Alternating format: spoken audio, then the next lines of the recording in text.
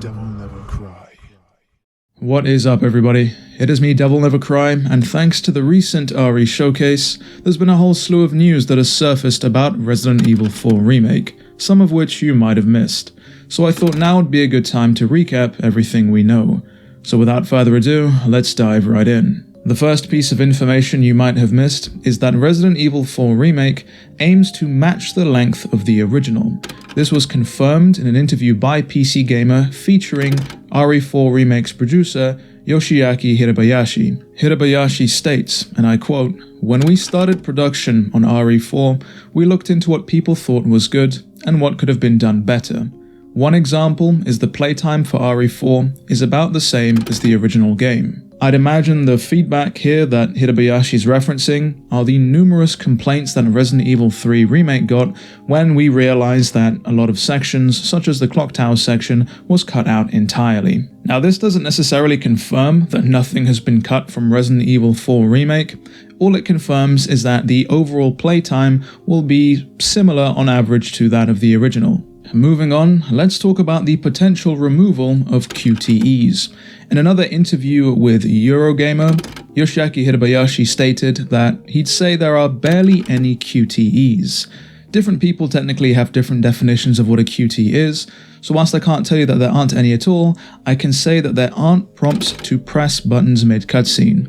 Hirabayashi then goes on to continue, stating that there will be times where you'll need to be pressing a button based on a situation, and that overall the entire team has been working to probably fit what some would call a QuickTime event into the actual game.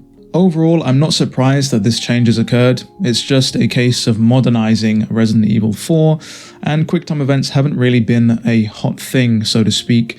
I'd say probably since the PS2 era. However, it doesn't actually sound like they've removed them entirely. What I mean by this is that perhaps they've taken moments which would have been a cutscene in the original Resident Evil 4 and simply just turned them into a playable moment where you have full control of Leon. Pressing on ahead, let's talk about the elephant in the room, the knife, specifically how it's been upgraded to play a bigger role in the remake.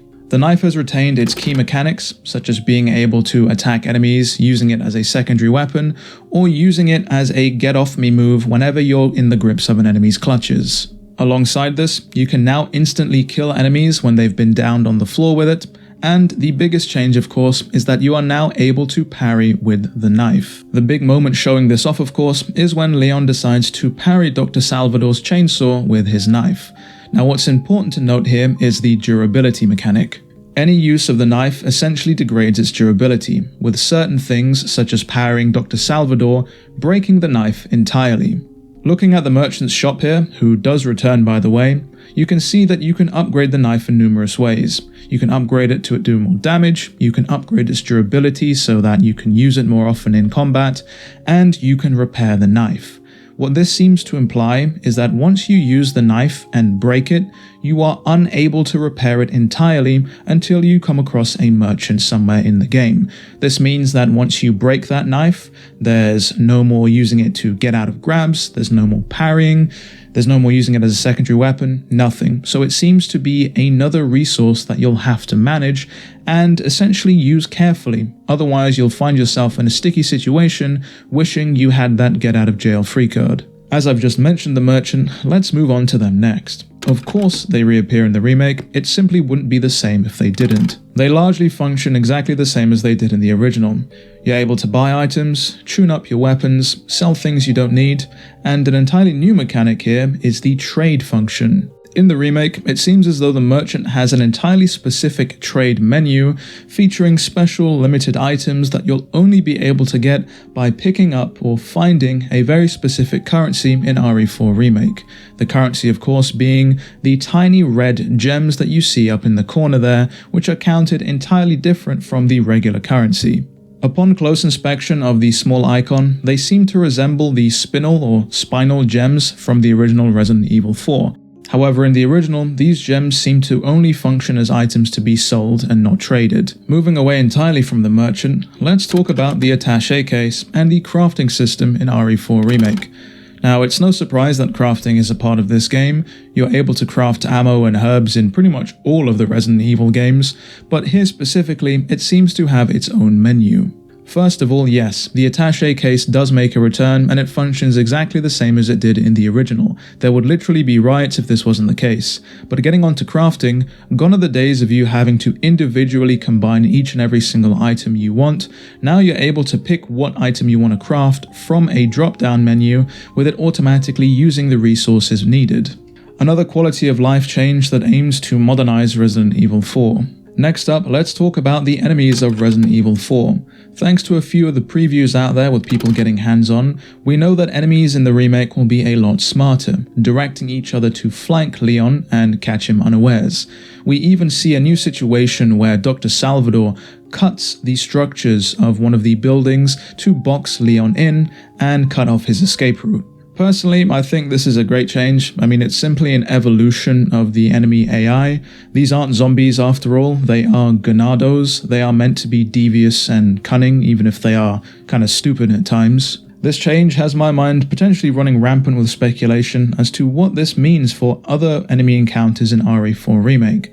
For example, the Verdugo boss fight, or even the Regenerators, who are likely to be much more of a nightmare this time around. Regardless though, it's great to see that the melee mechanic has been brought back from the original, where Leon is able to shoot enemies in weak spots and then go over and do a whole cascade of melee moves, from roundhouse kicks to neck breakers to even suplexes. I've got my fingers crossed that it'll be as overpowered as it was in the original. Sneaking away from that topic entirely, let's talk about stealth, which now is a thing apparently in Resident Evil 4 Remake. I'm sure you've seen it in some of the trailers or gameplay footage, but Leon is now able to crouch and stealth his way around environments. As soon as I saw this, I immediately thought of The Evil Within, another survival horror game, surprise surprise, helmed by Shinji Mikami. This is a change that I definitely didn't see coming, but when you think about the survival horror aspect of Resident Evil, it makes sense. In the original Resident Evil 4, you had more than enough ammo to take on pretty much any and every encounter you came across, but perhaps with the inclusion of stealth, now maybe there's the implication that you won't have as much ammo as you did in the original, and perhaps you're better off skirting around encounters entirely and just progressing on. Regardless though, something tells me you won't be able to stealth your way through any and every encounter. And whilst of course this is a remake, certain things have changed. One of the most blatant changes that they've made is right at the very beginning of RE4 in the original, you were able to rescue a dog from a bear trap who would aid you later on in the game. Well, it seems in the remake that this dog, or wolf in this instance, is already dead by the time you come across it. Though I should say, many in the community believe this to be a red herring.